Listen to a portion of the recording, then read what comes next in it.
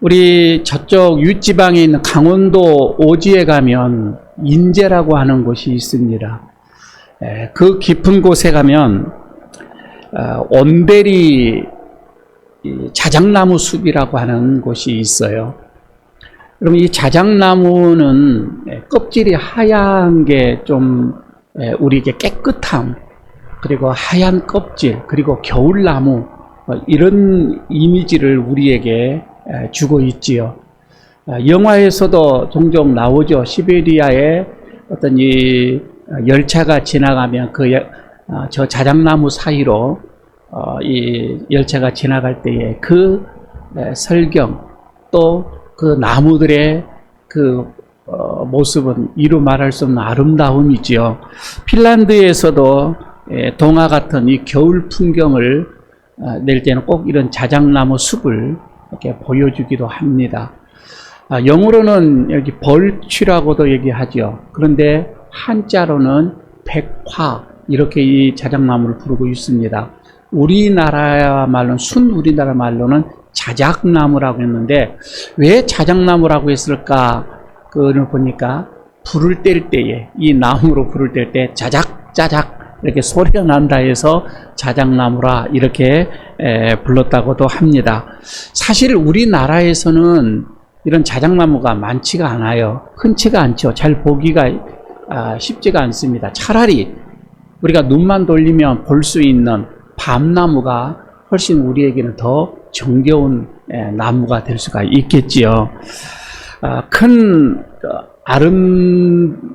한 100년 정도 되어지는 이런 밤나무랄지, 여기에 그 열매, 이 밤나무는 자작나무에서는 벌써 열매가 있잖아요. 사실 우리가 힘들고 배고플 때에 이 밤나무는 우리에게 허기도 이렇게 채워주는 그런 아름다운 또 고마운 나무이기도 합니다. 우리나라의 이순원 씨가 쓴 이 밤나무에 대해서 그 소설이 있습니다. 나무라고 하는 이런 그 소설이 있는데, 그 내용을 보게 되어지면 이런 내용이 나옵니다. 어느 눈이 소복히 내리는 이 밤에 밤나무 두 그룹, 그러니까 늙은 할아버지 밤나무와 어린 손자 이 밤나무가 잠에서 깨어납니다. 크고 늙은 할아버지 이 밤나무는 이제 밑둥이 엄지손가락만한 이런 새싹이 자라나는 이 손자 밤나무에게 뭔가를 가르쳐주고 싶어하는 그런 어떤 그 밤나무의 마음을 글에다가 이게 썼거든요. 얼마 전에 태풍으로 인하여서 옆에 있는 감나무가 가지가 부러져서 큰 상처를 입었습니다. 이것을 할아버지 이 밤나무가 보고서 이제 손자 밤나무에게 말을 합니다.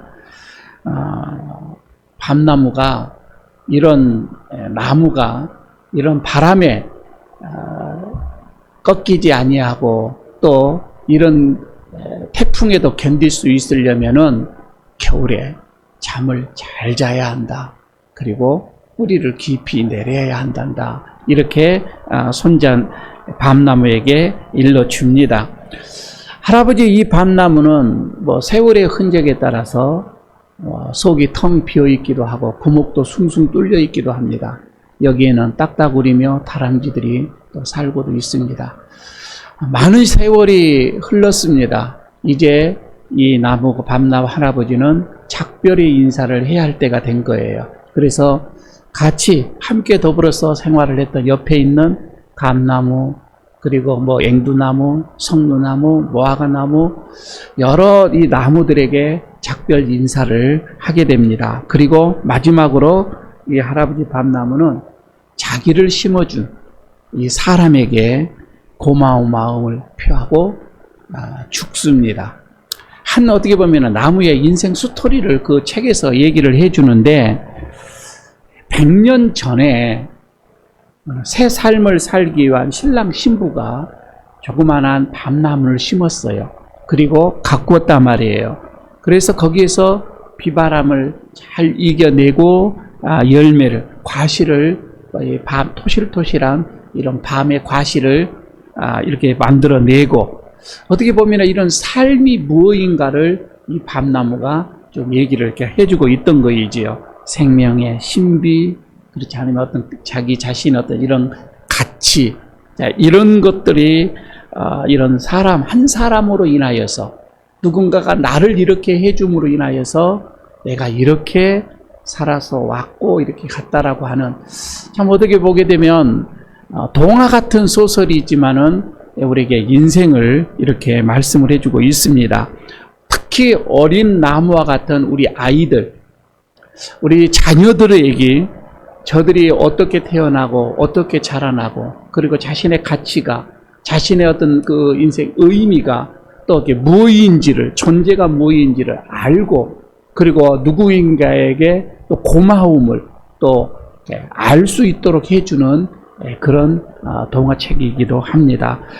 나무를 통해서 오늘 하나님께서는 오늘 우리에게 또 말씀을 해줍니다. 특히 어린이주를 맞이하여서 오늘 이 시편 본문을 우리 자녀들의 이 양육에 대한 걸로 시각을 한번 제가 바꿔보도록 해보겠습니다.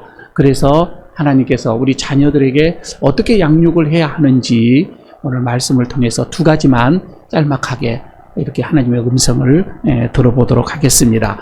첫째는, 여러분, 우리의 자녀는 관계수리 곁에 심어져야 합니다. 그러니까 이 말씀은 무슨 말씀인 거 아니? 지금 시편 이 1편은 이 복 있는 사람, 어떤 그 의인이라고 하는 의로운 사람, 이 사람을 지금 나무와 비유를 해주고 있거든요. 그래서 그 3절에 보게 되면 그는 이렇게 나오죠. 그러니까 이 그는, 이는 복 있는 사람은 이 말이잖아요. 의로운 사람은 이 말이에요.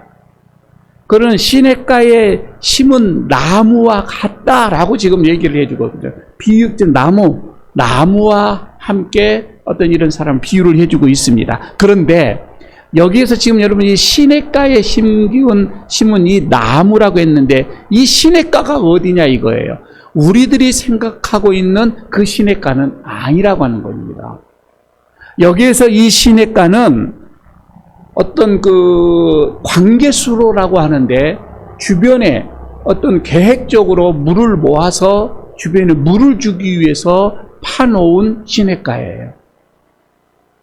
그러니까 이와 반대로 그냥 자연적으로 생겨난 시냇가가 있잖아요. 이것을 와디라고 얘기를 합니다. 이런 와디는 우기 때는 물이 많이 흐르죠. 그러나 건기가 되어지면은 물이 말라버립니다. 그런데 이런 와디 곁에 나무가 심겨졌다.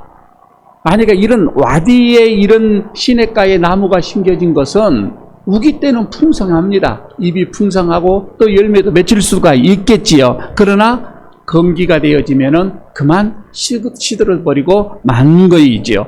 열매를 맺힐 수가 없습니다. 아니 맺힌다 할지라도 언제나 열매가 될 수가 없는 거예요. 그러나 이 관계수로 이 시냇가에 심은, 이거는 항상 물이 흐르기 때문에, 늘 물이 계획적으로 있기 때문에 이 주변에 심겨진 나무는 늘 오늘 여기서 말한 것처럼 사시사철 물이 있기 때문에 나무가 청청하다 이 말이에요. 여기에는 과실을 많이 맺습니다.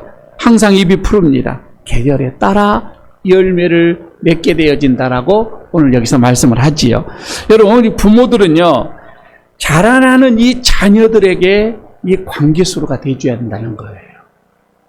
그러니까 사시사철 이들에게 물을 공급을 해줘야 되겠지요. 내버려 두어서는 안 된다고 하는 겁니다. 여기에서 물이 뭐예요? 여기서 물은 하나님의 말씀이에요. 하나님의 말씀, 그 하나님의 말씀을 먹고 자란 나무는 어떠한 건기가 와도, 어떠한 시련이 와도, 어떠한 환란이 와도 이 말입니다. 싱싱합니다. 그 입이 푸르청청하다 이 말씀이죠. 열매를 맺는 삶을 살 수가 있게 되는 것입니다. 그러나 와디에서 자란 나무처럼 이 자녀들을 여러분 유행에 따라, 여기서 우리가 교육을 하고 양육을 하게 된다면 이 시대의潮流에 민감하게 반응할 수밖에 없습니다. 그리고 그 자녀는 세속의 나무로 자라게 될 것입니다. 하나님 앞에서는요, 사람은 두 종류가 있습니다. 악인이 있고 의인이 있습니다. 두 종류입니다. 오늘 6절에 보게 되면 이게 나오죠. 무릇 의인의 길은 여호와께서 인정을 하시나 악인의 길은 망하리로다. 이렇게 말씀을 하고 있지요. 여기서 의인은 열매를 맺는 나무를 말하고 있고, 악인은 이리저리 날아다니는 겨와 같다. 이렇게 이제 뒤에서 또 말씀을 하고 있습니다. 여러분, 열매를 맺는 나무들을 보십시오. 겉으로 봤을 때는 보이지 않는 비밀이 하나가 있어요. 겉으로는 이게 나타나지가 않아요. 그러나 비밀이 있는데 그 비밀은 뿌리 내리기다 이 말이에요. 겉으로는 보이지가 않지요. 그러나 이 뿌리 내리기, 그러니까 좋은 나무가 되려면은 뿌리가 내려져야 돼요. 뿌리가 내려져야 되고 그 물가에 내려진 그 뿌리로 인하여서 영양 공급을 알아들여야 되는 겁니다. 그래야 열매를 맺힐 수가 있는 것이잖아요. 자양분을 충분히 빨아들이는 뿌리 내리기입니다. 하나님께 여러분 복을 받는 사람이 바로 이런 사람이라는 거예요. 겉으로 볼 때는 똑같은 사람이에요.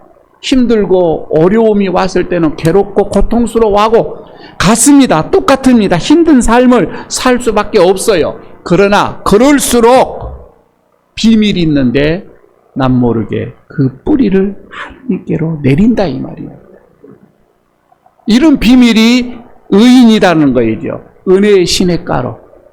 그리고 하나님의 충분한 하나님께서 주시는 그 생명의 강가로 우리가 뿌리를 내려서 은혜를 사모하게 되지. 하나님의 영양분을 받게 되어지는 것입니다. 그래서 그 나무는 아름다운 열매를 맺히게 되어 있습니다. 하나님의 말씀을 따라서 뿌리를 시냇가에 내린 이런 인생의 열매는 참으로 귀한 것입니다. 처음에는요, 연약한 나무에 어느 열매들이 조금씩 보여요. 이거는 다 똑같습니다. 그러나 무더위를 지나고 혹한을 지나고 여러분 이렇게 되어지면 그때는 확연하게 이제 표시가 나게 되어집니다. 뿌리가 든든한 나무는 열매를 맺히게 되지만 뿌리가 없는 나무는 맺히지 않습니다. 저는 오늘 여러분들에게 오늘 이 말씀을 들어서 축복하고 싶습니다. 여러분들의 자녀들이 모두가 이와 같이 하나님의 은혜를 영양이 공급을 받아서 많은 열매를 맺는 그런 자녀들이 되어지기를 축복합니다. 두 번째는 이 자녀는 여러분 우리의 자녀는 생명나무로 가꾸어야 합니다. 이게 무슨 말씀인 거 아니에요? 악한 사람은 지금 열매를 맺힐 수 없는 인생이라고 말씀을 했고요. 오늘 이 본문 속에서 보면 이 악한 사람은요, 생명의 열매가 없으니까 이거를 오늘 본문 속에서는 겨와 같다라고 말씀을 하지요. 4절에 보게 되면 그런 말씀이 나옵니다. 악인들은 그렇지 아니하며 하면서 오직 바람에 나는 겨와 같도다 이렇게 얘기를 하잖아요. 여기에서 이 겨는 곡식을 찢고서 남은 이 껍질들 있죠. 이것을 통틀어서 하는 말이에요. 그러니까 인생에 어떤 의미가 없는, 인생에 어떤 보람이 없는, 쓸데없는 이것을 사용할 때에 쓰는 단어다 이 말이죠. 여러분 이 겨는요 바람이 부는 대로 흘러갑니다. 날아다닌다고 하는 거이죠. 그래서 어디론가 사라질 그런 존재이기도 합니다.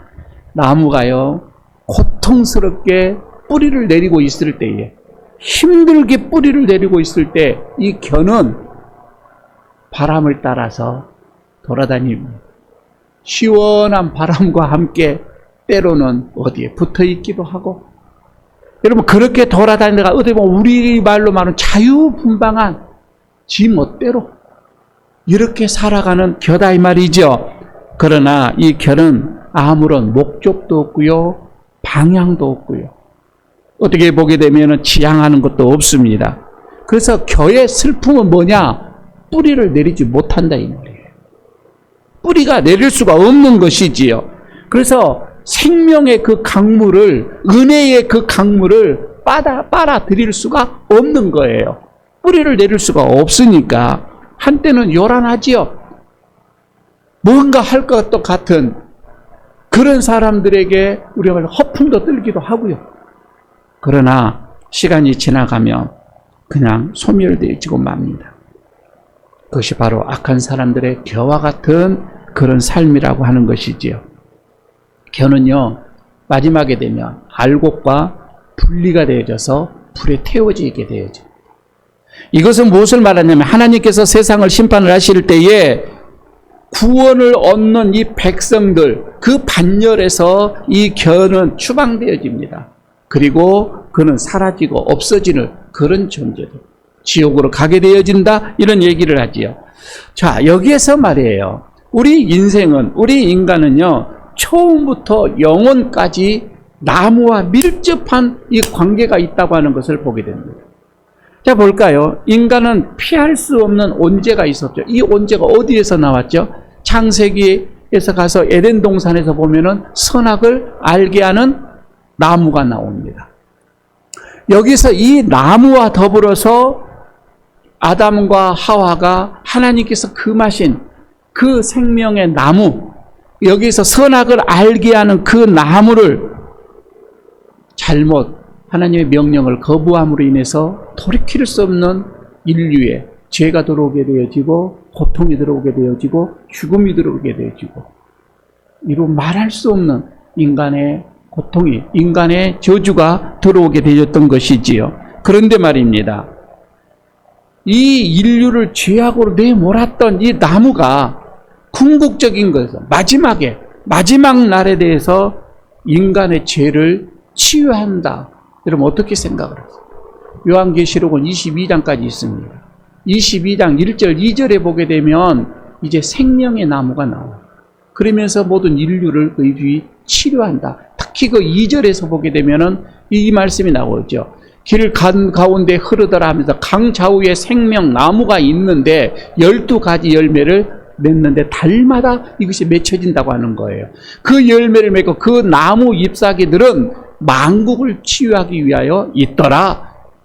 여기는 생명의 나무입니다.